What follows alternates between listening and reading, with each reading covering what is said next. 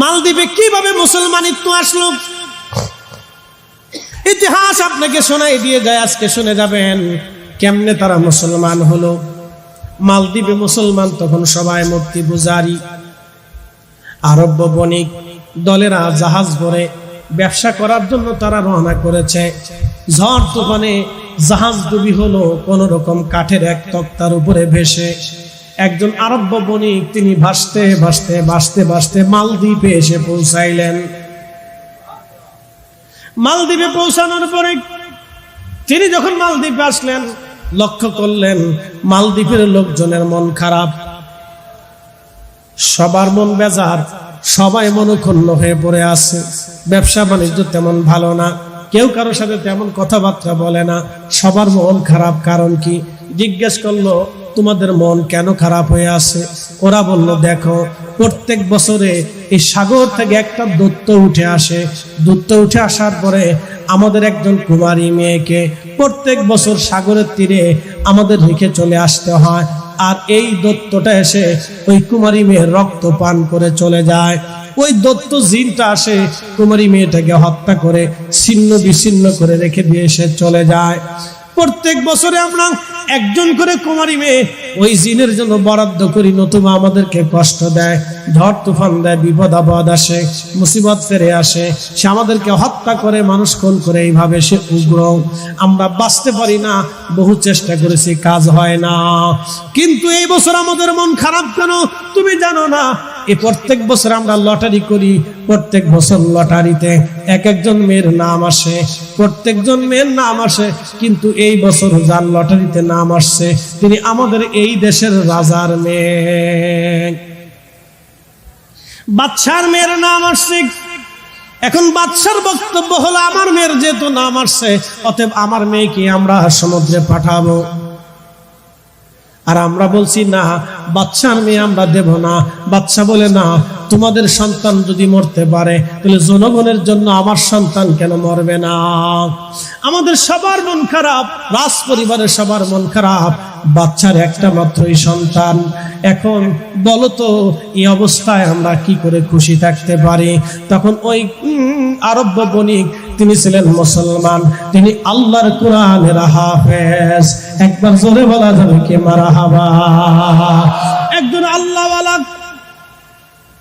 বুজুর্গ আল্লাহর ওলি, কোরআনের হাফিজ, তিনি বলতেছেন শোনো, তোমার বাদশার কাছে আমাকে নিয়ে চলো, এই বিপদ থেকে আমি তোমাদেরকে উদ্ধার করতে পারি। লোকেরা তাকে নিয়ে চলে গেল। বাদশাকে বললেন, বাদশা আমি আরব একজন বণিক, কোরআনের হাফেজ, আমি মুসলমান, তোমাদেরকে এই বিপদ থেকে আমি উদ্ধার করতে পারি, কিন্তু আমার একটা শর্ত আছে। বলে কি শর্ত? তোমরা ওই মেয়েটাকে সমুদ্রের পাড়ে পাঠাবা না, ওই সমুদ্রের যে ঘরের মধ্যে তোমরা মেয়েটাকে রেখে আসো, ওই ঘরের পাশে আমি যে বসে থাকব। আর যদি ওই দত্তটা চলে যায়, কোনোদিন যদি না ফিরে আসে, তাহলে বলো রাজা, তোমরা সবাই মিলে কি আমার ধর্ম মানবানি? কোরআনের হাফেজ আল্লাহর ওলি, দিন তারিখ নির্দিষ্ট। রাজা বললেন ঠিক আছে, এই বিপদ থেকে যদি আমরা বাঁচতে পারি, ওই দানব থেকে যদি বাঁচতে পারি, তো মুসলমান তোমাদের ধর্ম আমরা সবাই মেনে নেব। আমার দেশের এই মালদ্বীপের যত আমরা মানুষ আছি, আমরা সবাই একসাথে তোমার এই ধর্ম মেনে নেব। যেই রাত্রিবেলা দ্বীপের ভিতরে, সাগরের ভিতর থেকে ওই দত্ত উঠে আসে, সে সময় আল্লাহু আকবার, এই কোরআনের হাফিজ আল্লাহর ওলি তিনি বাদশার মেয়েকে রাজ দরবারে রেখে দিয়ে নিজে চলে গেলেন। তিনি কোরআনের হাফেজ, তিনি কোরআনের হাফেজ ছিলেন। তিনি ওই ঘরের পাশে চুপচাপ বসে আছেন সমুদ্রের পাড়ে, যে ঘর নির্মাণ করে কুমারী মেয়ে রেখে আসতে হয়।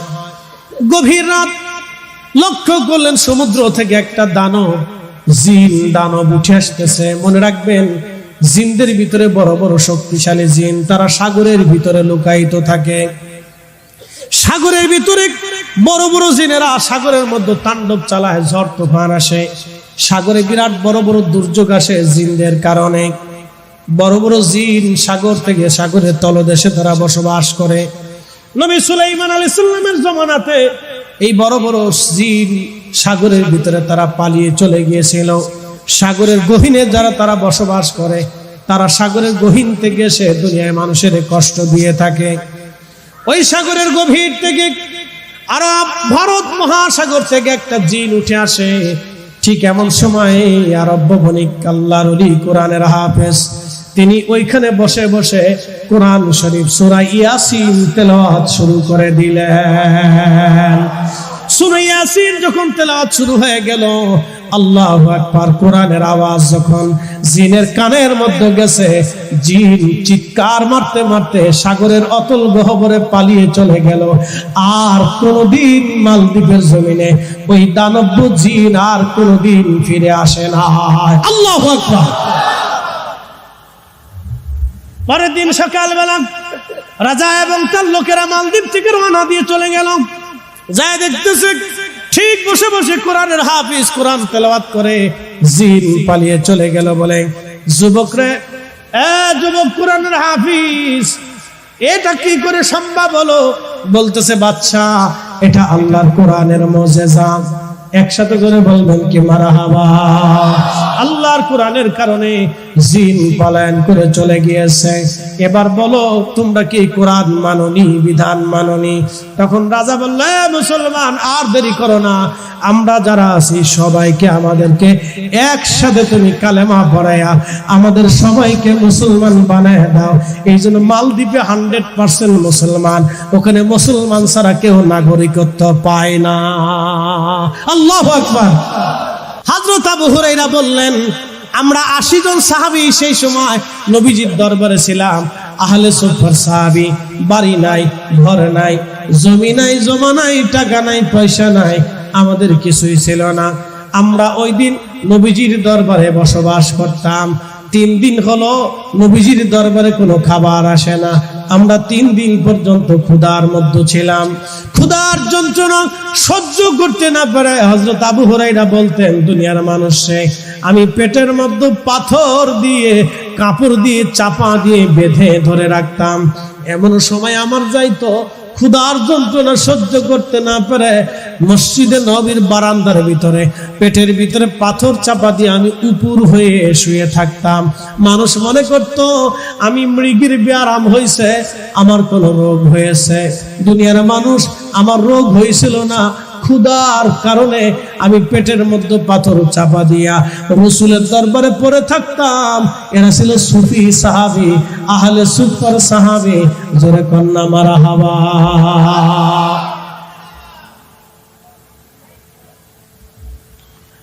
এরা আহলে সুফার সাহাবী। আবু হুরায়রা বললেন, 3 দিন পর্যন্ত ক্ষুধার্ত, কোনো খাবার নাই, নবীর বাড়ি কোনো খাবার আসে নাই, কোনো সাহাবী খাবার নিয়ে আসে না। হঠাৎ করে একজন সাহাবী 1 পেয়ালা দুধ নিয়ে আসে নবীজির দরবারে। 1 পেয়ালা দুধ। কয় পেয়ালা? মনোযোগ দিন, 1 পেয়ালা দুধ আনছে। একজন সাহাবী 1 পেয়ালা দুধ এনে আল্লাহ রাসূলের দরবারে এনে বলেন, ইয়া রাসূলুল্লাহ, নবীজি, আমার উটের দুগ্ধ হয়েছে সামান্য দুধ, নবী গো, এই সামান্য দুগ্ধ আমি আপনার জন্য হাদিয়া এনেছি, কবুল করে নেন। আল্লাহর হাবিব মুস্কি হাসি দিয়ে দুধের পেয়ালা হাতে নিলেন। আবু হুরায়রা, লাব্বাইক ইয়া রাসূলুল্লাহ। আবু হুরায়রা রে, আমরা এই মজলিসে আহলে সুফার সাহাবী আছে কয়জন? আহলে সুফার সাহাবী কয়জন? বলি, ইয়া রাসূলুল্লাহ, অনেক সাহাবী আমরা উপস্থিত আছি, প্রায় 80 জনের মতো। নবীজি বললেন, আবু হুরায়রা, তুমি এই দুধ সবাই মধ্যে বন্টন করে দাও। আবু হুরায়রা মনে মনে চিন্তা করেন, আমি তো 3 দিন পর্যন্ত না খেয়ে আছি, 80 জন সাহাবী সবাই তো 3 দিন পর্যন্ত ক্ষুধার্ত আছে, এই 1 পেয়ালা দুধ আমারই তো পেট ভরবে না। আমি 80 জন সাহাবীর ভিতরে 1 পেয়ালা দুধ কেমনে বন্টন করব? আল্লাহর নবী বলেন, আবু হুরায়রা, বিসমিল্লাহ বলে শুরু করে দাও। আবু হুরায়রা বললেন, বিসমিল্লাহ বলে আমি দেওয়া শুরু করলাম। সব সাহাবীরা বিসমিল্লাহ বলে দুধের পেয়ালায় মুখ লাগায় খাইতে লাগলো। দুধ পান করতে করতে করতে করতে 80 জন সাহাবী পেট ভরে দুধ পান করার পরে নবীজির হাতে দিলাম। আল্লাহর নবী নিজেও দুধ পান করলেন। পান করার পরে বলেন, আবু হুরায়রা, পেয়ালার মধ্যে দুধ যা আছে সব তোমার। আবু হুরায়রা বললেন, আমি বিসমিল্লাহ বলে দুধ পান শুরু করলাম। 80 জনকে খাওয়াইলাম। আমার নবী দিয়ে 81 জন, আমি দিয়ে 82 জন। 82 জনের মাথায় আনার পরে দুধের পেয়ালা মুখে দিয়া বিসমিল্লাহ বলে যখন খাওয়া শুরু করলাম, খাইতে খাইতে আমি আবু হুরায়রার 3 দিনের ক্ষুধার পেট ভরে গেল, কিন্তু দুধের পেয়ালায় দুধ কমলো না। চিৎকার করে বলেন আল্লাহু আকবার।